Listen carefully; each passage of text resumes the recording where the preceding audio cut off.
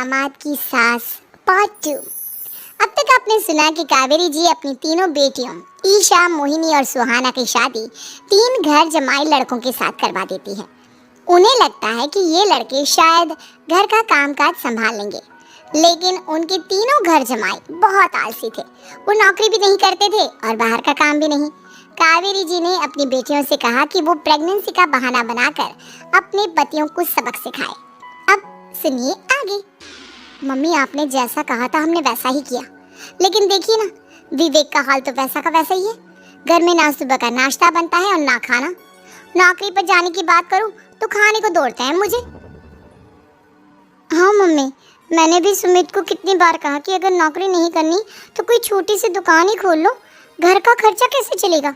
देखो दोपहर के 12 बजने आए और जनाब अभी तक सो रहे हैं। हाँ मम्मी, ईशा और सुहाना ठीक कहती हैं। अविनाश का भी यही हाल है। जब मैंने अपनी प्रेगनेंसी के बारे में कहा तो मुझसे कहने लगा, अरे दूसरी लड़कियां तो 9-9 महीने तक नौकरी करती है, बस डिलीवरी के टाइम छुट्टी लेती है। मोहिनी, तुम भी नौकरी करो। अब मुझे कहाँ नौकरी मिलेगी। मम्मी बताओ अब मैं क्या करूँ। हे भगवान, क्या सोचकर घर जमाई दामाद लाई थी मैं कि मेरी बेटियां मेरे पास रहेंगी और खुश रहेंगी, लेकिन इन आलसी दामादों ने तो हमारी जिंदगी को भी प्रॉब्लम में डाल दिया है। मैं तो कहती हूँ मम्मी, हम लोग वापस अपनी जॉब पर जाना शुरू कर देते हैं। बता देते हैं इन लोगों को कि हमने प्रेगनेंसी का बहाना किया है। नहीं नहीं बेटा, ऐसी गलती भी मत करना। अगर तुमने ऐसा किया तो इन तीनों की आदत और खराब हो जाएगी। अरे आज नहीं तो कल कभी तो तुम प्रेग्नेंट होगी, तब वापस यही प्रॉब्लम आएगी। तब क्या करोगी तुम तीनों। हाँ मम्मी, आपकी बात तो बिल्कुल सही है। इन लोगों को तो सुधारना ही पड़ेगा। लेकिन कैसे? अपने बच्चों के आने की खबर सुनकर भी इन लोगों पर कोई असर नहीं हो रहा। पैसे कमाने के लिए घर से बाहर निकलना ही नहीं चाहते ये तीनों। अब मेरे दिमाग में एक प्लान आया है। तुम तीनों चिंता मत करो, उन तीनों को बुलाओ, फिर मैं बात करती हूँ। थोड़ी देर बाद कावेरी जी अपने तीनों दामादों को सामने बुलाकर अपनी बात कहना शुरू करती हैं। अविनाश, सुमित और विवेक, देखो बेटा, मैं ना तुम तीनों से बड़ा प्यार करती हूँ, इसीलिए तो तुम्हें घर जमाई बना कर रखा है मैंने। अरे मम्मी जी, सीधे सीधे कहिए ना, क्या बात है। प्यार तो हम भी आपको बहुत करते हैं। अरे मम्मी जी, आपकी इज्जत भी बहुत करते हैं। अरे भाई, आपके जैसी सास और कमाने वाली बीवी सबको मिलती है क्या। हाँ मम्मी, विवेक और सुमित ठीक कह रहे हैं। आपकी बेटी से शादी करके मेरी तो जिंदगी ही अच्छी हो गई है। जानती हूँ मैं, और ये भी जानती हूँ कि तुम तीनों अपने अपनी बीवियों से बहुत प्यार करते हो। बेटा, बात ऐसी है कि हमारे कुल गुरु ने कहा है कि प्रेग्नेंट होने के बाद मेरी तीनों बेटियां शुरू के 4 महीने हमारे गांव में जाकर रहेगी, जहां मेरे चाचा जी रहते हैं। अरे लेकिन क्यों मम्मी, गांव में जाकर रहने की क्या जरूरत है इन तीनों को। वो क्या है ना बेटा, हमारे परिवार को एक श्राप है। अगर मेरी बेटियों ने यहाँ पर बच्चा पैदा करने की कोशिश की तो उनके बच्चों को कुछ भी हो सकता है। इसलिए अब से लेकर 4 महीने पूरे होने तक इन्हें गांव वाले घर में रहना पड़ेगा। हाँ तो इसमें प्रॉब्लम क्या है मम्मी जी, हम भी वहाँ जाकर रहेंगे, पिकनिक मनाएंगे। अरे भाई, बीवी जहाँ हम भी वहाँ। हाँ यार, आइडिया तो बहुत अच्छा है। शहर की जिंदगी में रह रहकर परेशान हो चुके हैं, अब कुछ दिन गांव में बिताएंगे। तुम लोग समझने की कोशिश क्यों नहीं करते। तुम में से कोई भी वहाँ नहीं जा सकता, और मैं यहाँ रहूँगी ना तुम तीनों के साथ। 4 महीने की तो बात है, उसके बाद ये तीनों ही लौट कर आ जाएंगी। ठीक है मम्मी जी, अब हमारे बच्चों का सवाल है तो ये तो करना ही पड़ेगा। कावेरी अपनी तीनों बेटियों को कुछ दिन के लिए घर से बाहर कहीं दूसरे शहर में रहने के लिए भेज देती है।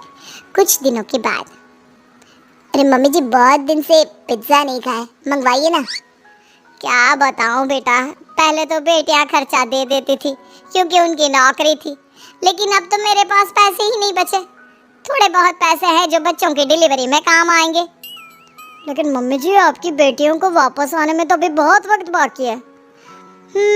वही सोच सोच कर परेशान हो रही हूँ। सोच रही हूँ कल से दूध भी बंद करवा देती हूँ। अब दूध वाले को देने के लिए पैसे भी तो नहीं है ना। अरे नहीं नहीं मम्मी जी, अगर दूध भी बंद करवा दोगी तो मुझे चाय कहाँ से मिलेगी, और चाय के बिना मैं तो मर ही जाऊंगा। क्या करूं बेटा, इसके अलावा हमारे पास कोई ऑप्शन नहीं है। मेरे पास पैसे ही नहीं बचे। इस तरह कावेरी जी धीरे धीरे अपने तीनों दामादों को पैसे देना बंद कर देती हैं और घर में खाने पीने की चीजें लाना भी बंद कर देती हैं।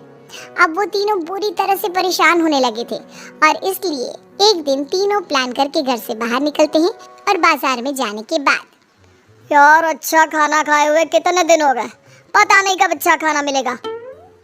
हमारी बीवियों के जाने के बाद तो हमारी हालत भिखारियों जैसी हो गई है यार। कुछ भी हो, मुझे तो आज पिज्जा खाना ही खाना है। जेब में 1 रुपया नहीं है और पिज्जा खाएगा, कहाँ से आएंगे पैसे? अरे देख वहाँ सामने बोर्ड पर क्या लिखा हुआ है, कंप्यूटर पर काम करने के लिए एक आदमी की आवश्यकता है। भाई मैं तो जा रहा हूँ, काम करूँगा और शाम तक पैसे लाकर आराम से पिज्जा खाऊंगा।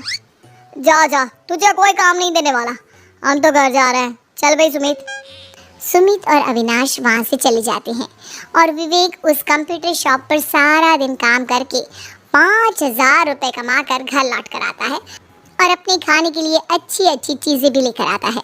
ये देखकर विवेक और सुमित के दिल में भी कुछ पैसे कमाने की इच्छा जागती है। अरे सुबह सुबह कहाँ चल दी है तुम? मम्मी जी एक बहुत अच्छी जगह मिली है, कंप्यूटर पर काम करने के 5,000 मिले थे कल मुझे। अगर रोज काम करूँगा तो पूरे 40,000 की तनख्वाह। अरे वाह, ये तो बहुत अच्छी बात है दामाद जी, आपको जाना ही चाहिए। सुमित और अविनाश विवेक को इस तरह तरक्की करते देखकर परेशान हो जाते हैं और वो दोनों भी काम की तलाश में निकल पड़ते हैं। धीरे धीरे उन दोनों को भी काम मिल जाता है। अब कावेरी के तीनों दामाद छोटी मोटी नौकरी करके अच्छा पैसा कमाने लगे थे। एक दिन कावेरी उन्हें अपने पास बुलाती है। अरे वाह, विवेक 40,000 कमा लेता है, अविनाश 60,000 और सुमित तुम भी 40,000 के आसपास कमा ही लेते हो। कुल मिलाकर तुम अच्छे खासे पैसे कमा रहे हो बेटा। हाँ मम्मी जी, बहुत मजा आता है जब महीने के एंड में मोटी रकम हाथ में आती है। पूछिए मत मम्मी जी, घर में रहकर रोटी बना बना कर और तो जैसा महसूस होने लगा था मुझे तो। हाँ बेटा, तुम तीनों की बात तो बिल्कुल ठीक है और जानते हो अब तुम तीनों की पत्नियां भी वापस लौट कर आने वाली है। लेकिन मम्मी जी अभी तो उन्हें गए सिर्फ 2 महीने हुए हैं, आपने तो कहा था वो 4 महीने के बाद लौट कर आएंगी। ऐसा कुछ नहीं है बेटा, मैं सिर्फ तुम तीनों को सबक सिखाना चाहती थी कि आदमी घर में बैठकर बीवी की कमाई खाता हुआ अच्छा नहीं लगता। इस दुनिया में हर इंसान को मेहनत करनी चाहिए, काम करना चाहिए, चाहे वो औरत हो या आदमी, ताकि अपने परिवार को संभाल सके। कावेरी की बात सुनकर उन तीनों को अपनी गलती का एहसास होता है और कावेरी उन्हें सच बता देती है कि ईशा, सुहाना और मोहिनी शहर में ही कहीं दूसरी जगह रह रहे थे। शाम के वक्त उन तीनों की पत्नियां लौट कर आ जाती है और कावेरी जी का परिवार एक खुशहाल परिवार की तरह रहने लगता है।